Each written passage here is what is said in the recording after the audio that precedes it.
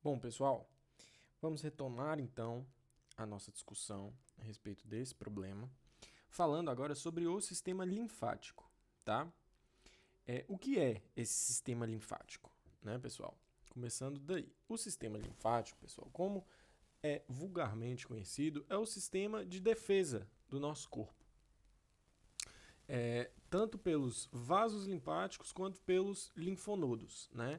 Como essa imagem aqui traz, olha, o interior de um linfonodo, né? Isso aqui é um linfonodo, tá? Linfonodos são esses gânglios, esses nódulos, melhor dizendo, que vocês palpam no seu pescoço quando vocês estão com a garganta inflamada.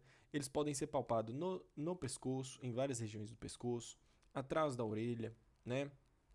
Podem ser palpados também abaixo das axilas, na região inguinal. Então, são uma série de linfonodos que nós temos pelo nosso corpo. Olha, a imagem aqui eu trouxe a cadeia linfonodal, né? Então, linfonodos na região do pescoço, na região das axilas, na região do peitoral, na região inguinal, né? Para que o corpo tem esses linfonodos? Justamente para realizar a defesa do organismo, a limpeza de bactérias, protozoários, vírus, certo? Através dessa cápsulazinha aqui, tão querida, que é o nosso linfonodo. E o sistema linfático ele é composto tanto pelos vasos linfáticos quanto pelo linfonodo. Nosso objetivo aqui não é adentrar nas funções de cada região do linfonodo e etc. Isso aí vocês vão ver lá em imunologia. Aqui vocês só precisam saber que o linfonodo ele faz parte do sistema linfático, né? Porém, como eu disse, o nosso foco é entender a participação do sistema linfático na drenagem do líquido intersticial. Lembra que eu falei para vocês que se nós temos aqui um tecido, né, parte do líquido que circula no capilar é escoado para esse tecido, vai para o espaço chamado de espaço intersticial, que fica ao redor das células, e esse líquido precisa ser drenado. Esse líquido é drenado justamente através do sistema linfático, mais especificamente através dos vasos linfáticos, tá, pessoal? Então, todas essas cadeias aqui, ó, né? Isso aqui são vasos linfáticos, vasos linfáticos, vasos linfáticos. Beleza? Vasos linfáticos que se conectam à cadeia principal, né? Que é o ducto torácico, né? O ducto torácico é o vaso linfático que drena a maior porção da linfa, né? A linfa é o líquido que é formado no interior dos vasos linfáticos. Então, o ducto torácico é como se fosse a veia cava do sistema linfático, tá? Então, o ducto torácico ele recebe a drenagem linfática da perna, das duas pernas, do abdômen, do tórax, do braço esquerdo e da porção esquerda da cabeça, beleza? Aqui tá, ó, ducto torácico. Então, o ducto torácico drena toda a porção inferior do corpo e o lado esquerdo do braço, do tórax e da cabeça. E o ducto linfático direito, que já é esse aqui, ó, ele drena a porção direita da cabeça, o braço direito e o tórax direito. Fechou? Então, esses são os dois principais ductos de drenagem. E eles drenam para onde, pessoal? Eles vão drenar, galera, o ducto torácico, né? Ele drena para a veia subclávia esquerda e o ducto linfático direito drena para a veia subclávia direita, beleza? Então, ducto torácico drena todo o líquido que veio do espaço intersticial para a veia subclávia esquerda e o ducto linfático direito drena todo o líquido que ele recebeu do espaço intersticial para a veia subclávia direita, beleza? Então, ducto torácico, veia subclávia esquerda. Ducto linfático direito, veia subclávia direita. Show de bola, pessoal? Mas, Enzo, me explica melhor como é que essa linfa é formada? Bom, é aqui que a gente vai entrar nesse ponto. Ó. Vasos linfáticos e a formação da linfa. Os vasos linfáticos nós já compreendemos. Todos esses tracejadinhos são vasos linfáticos. E, mais uma curiosidade, vocês percebem que os linfonodos eles estão permeando esses vasos linfáticos. Né? Os vasos linfáticos passam pelos linfonodos. É aí que entra a função dos linfonodos de realizar a limpeza. Né? a matança, melhor dizendo, de bactérias, vírus, protozoários e etc. Então, eles precisam estar nessa posição. É uma posição estratégica, né? Para que a linfa passe pelo vaso linfático, passe, assim, pelo linfonodo, né? E o linfonodo realize essa limpeza, tá bom? Então, os vasos linfáticos são esses, os dois principais: ducto torácico, né? Que vai drenar tudo isso aqui, olha. E o ducto linfático direito, que vai drenar isso aqui. Fechou? Show de bola. Então, os vasos são esses. Mas como ocorre a formação da linfa, então, né? Bom, pessoal, como eu havia mencionado para vocês, a linfa ela é formada a partir da drenagem do líquido intersticial. Beleza? Vamos recapitular, então, o que é esse bendito líquido intersticial. Aqui a gente tem o nosso capilar. Aqui a gente tem as células teciduais, né? Células teciduais. Vou fazer esse desenho melhor, porque eu estou achando ele muito fino. Aqui a gente tem o nosso capilar. E aqui a gente já tem as nossas células teciduais. Vou circular. Isso aqui já é célula tecidual, tá? Célula tecidual, célula tecidual. Então, tudo isso aqui é o nosso tecido, beleza? Tudo isso aqui é o nosso tecido. Capilar, vaso linfático, célula tecidual, espaço intersticial, beleza? Nós falamos que o sangue é filtrado com uma pressão efetiva de 0,3 milímetros de mercúrio. Opa! Milímetros de Hg. Gerando 1/10 de sangue que fica no espaço intersticial, correto? Esse sangue, pessoal, ele está aqui, ó, no espaço intersticial, beleza? Esse líquido e nutrientes, ele está aqui no espaço intersticial. A partir do momento que ele chega aqui no espaço intersticial, ele vai gerar uma força contra as paredes das células endoteliais, aqui, ó, célula endotelial, célula endotelial, célula endotelial, célula endotelial, do vaso linfático. Então, no mesmo tecido, você tem tanto o capilar sanguíneo quanto o vaso linfático. Na medida em que os líquidos e os nutrientes saem do vaso sanguíneo em direção ao espaço intersticial, esse líquido exerce uma pressão sobre as células endoteliais dos vasos linfáticos. E essa pressão, pessoal, ela abre pequenas fenestrações, pequenas aberturas que existem entre as células endoteliais dos vasos linfáticos. E a partir disso, esse líquido, esses nutrientes entrarão para o interior do vaso linfático e a partir desse momento ele será drenado através de todo o sistema linfático. Olha lá, através de todo, entrou aqui na perna, então é drenado através de todo o sistema linfático para cair no ducto torácico e do ducto torácico esse líquido que foi drenado cai na veia subclávia esquerda ou direita, se for o ducto linfático direito, né? E qual a importância da gente compreender isso, pessoal? Porque é isso que é a linfa. A linfa, então, é o material da drenagem proveniente do líquido intersticial que vai parar no interior dos vasos linfáticos. É isso, tá? Isso é a linfa. É óbvio que na linfa nós teremos também ali a presença de algumas células de defesa, já que você passará pelos linfonodos, né?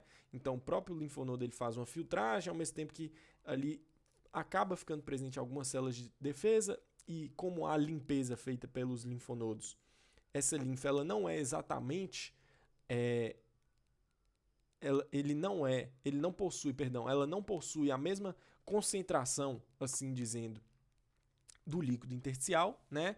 A linfa não tem a mesma concentração exata do líquido intersticial por conta disso, porque passa pelos linfonodos. Os linfonodos geram essa filtragem ali da linfa, mas a linfa, basicamente, vulgarmente dizendo, nada mais é do que o líquido que é drenado do espaço intersticial para o interior dos vasos linfáticos. Fechou?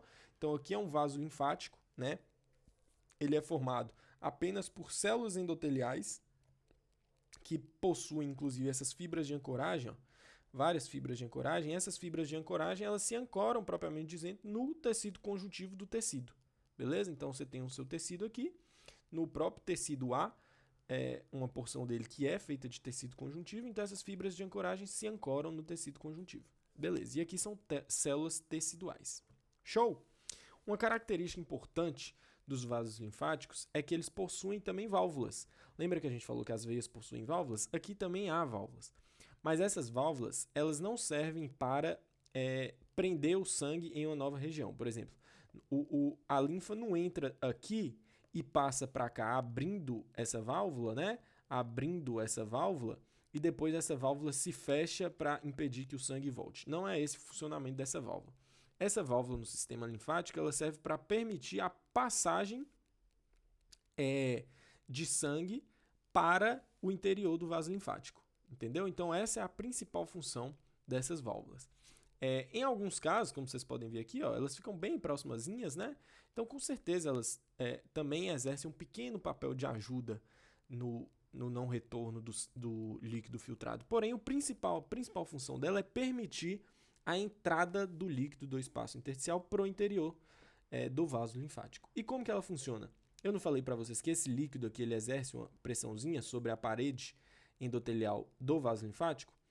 Ao fazer isso, ele abre essa válvula aqui, ó. Essa válvula aqui está fechadinha, não tá? Está fechadinha. Ao líquido exercer uma pressão sobre ela, o que vai ocorrer? Ela vai abrir. Ó, vai ficar assim agora. E aí, ó, ela abrir, o líquido entra. E aí, ao líquido entrar, quando ele tenta voltar, o que ela faz? Ela fecha. Então, ela fecha para impedir que o líquido saia do vaso linfático e vá em direção ao espaço intersticial, entendeu? Então, o funcionamento dela é diferente. E elas são muito importantes, porque elas regulam a entrada de líquido e impedem a saída de líquido, certo? Além disso, pessoal, alguns estudos mostraram que ao redor dos vasos linfáticos também há um sistema de musculatura lisa que funciona sobre o estiramento. Como assim? Eu não falei para vocês que os vasos sanguíneos eles têm um controle no qual, quando eles são estirados, né, quando eles são distendidos por conta de um dado volume que vai gerar uma dada pressão, eles respondem aumentando a resistência para balancear esse aumento de pressão. Só um minuto que eu vou tossir. Eu não falei isso? Aqui no sistema linfático, nós temos esse mesmo sistema. Na medida em que o líquido do espaço intersticial vai entrando aqui para o interior da célula, no interior do vaso linfático ocorre um aumento de volume. Esse aumento de volume gera um leve estiramento na parede dos vasos linfáticos e, como resposta a esse leve estiramento, a parede do vaso linfático ela dá uma leve contraídazinha. E essa leve contraídazinha ela auxilia na propulsão da linfa pelo sistema linfático. Então, a linfa ela circula pelo sistema linfático através desse sistema de propulsão gerado pelo estiramento da linfa na parede do sistema linfático, né? Então, a linfa entra, distende a parede, estira a parede. Esse estiramento promove uma contração reflexa e essa contração reflexa promove, então, a propulsão da linfa, né? Por todo o sistema linfático. E uma outra forma que essa linfa também ela é distribuída pelo sistema linfático é justamente através de o que, pessoal? Fugiu a palavra? Ah, tá. Do contato entre estruturas. Então, na medida em que você, por exemplo, movimenta uma perna, movimenta um músculo, um órgão se move, essas estruturas que estão adjacentes ao sistema linfático comprimem os vasos linfáticos e, ao comprimir os vasos linfáticos, geram também a propulsão da linfa em direção ao ducto torácico e do ducto torácico em direção à veia subclávica, certo? Então, esses são os modos como a linfa ela escoa através do sistema linfático. Fechou? Entendeu? Então, isso é chamado de compressão externa, que eu falei para vocês, e a bomba linfática. Fechou? Isso é muito interessante. Só um minuto que eu vou tomar um gole d'água.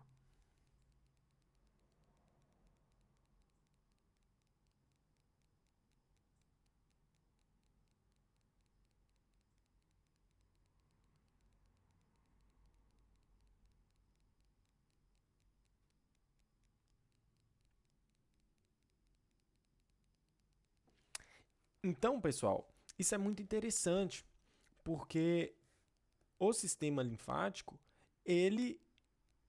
Ah, Maria, ó. É difícil, né? Ficar aparecendo uma notificação dessa para causar medo em nós. Voltando aqui. Então, pessoal, isso é uma característica muito importante, muito interessante do sistema linfático, né? Porque a gente pensa assim, poxa, se já é difícil para as veias conseguirem levar sangue para o coração, diga lá o sistema linfático, né, que está pegando um líquido de um tecido, como que ele faz para promover a propulsão dessa linfa, né? É através desses dois mecanismos, a chamada bomba linfática, que é a contração da musculatura lisa na parede dos vasos linfáticos, que é gerada, né, por conta do estiramento da parede dos vasos linfáticos. Então, ocorre o estiramento da parede, isso gera uma contração da musculatura lisa da parede dos vasos linfáticos reflexa, e essa contração da musculatura lisa gera uma propulsão da linfa em direção ao ducto torácico, para que caia na veia subclávica subsequentemente. E a outra forma é através da compressão pelas estruturas adjacentes. Fechou, galera? Bom, graças a essa bomba linfática e ao fluxo linfático é que ocorre a chamada pressão negativa do líquido intersticial, que eu já falei para vocês, né? Como você vai ter líquido entrando e não tendo a saída de líquido, isso vai gerando como se fosse uma força de sucção do líquido que para aqui no espaço intersticial, de forma que essa sucção acabe gerando uma pressão aqui que é negativa, que é uma pressão de menos 3 milímetros de mercúrio, que a gente já falou lá acima, né? Então, essa pressão negativa que ocorre no espaço intersticial é justamente por conta dessa drenagem realizada pelo sistema linfático. Fechou? Então, nós já matamos aqui os vasos linfáticos, né? Já matamos aqui até o sistema linfático do corpo, matamos a formação da linfa e agora nós precisamos finalizar essa parte com a pressão no fluxo linfático. Como assim, Enzo? Bom, pessoal, o fluxo linfático ele é responsivo a aumentos de pressão, né? Como assim?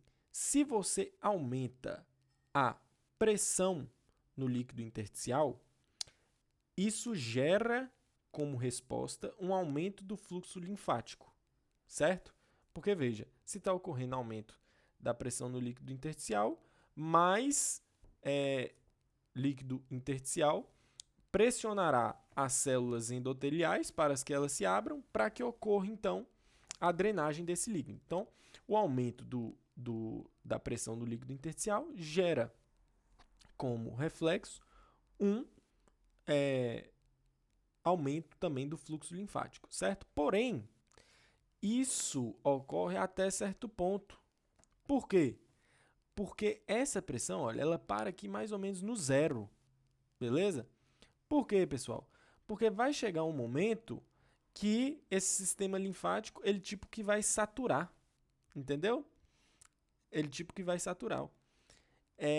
E aí, quando ele saturar, ele não vai conseguir drenar mais líquido. Então não adianta, mesmo que você aumente mais a pressão do líquido intersticial, não vai ocorrer um aumento correspondente do fluxo linfático, beleza? É só uma imagenzinha para a gente finalizar essa sessão do sistema linfático, mas também não precisa ficar cismado com ela não, porque é bem intuitivo, né? Se você está aumentando uma pressão que está exercendo uma força sobre o vaso linfático, espera-se que o fluxo linfático relativo aumente, mas isso vai ocorrer até certo ponto, porque quando chegar em um dado momento, esse vaso linfático vai saturar, já que ele não vai conseguir transportar mais linfa do que a que já existe nele, e aí, com isso, cessa o aumento do fluxo linfático e ele para no nível demonstrado na imagem. Fechou?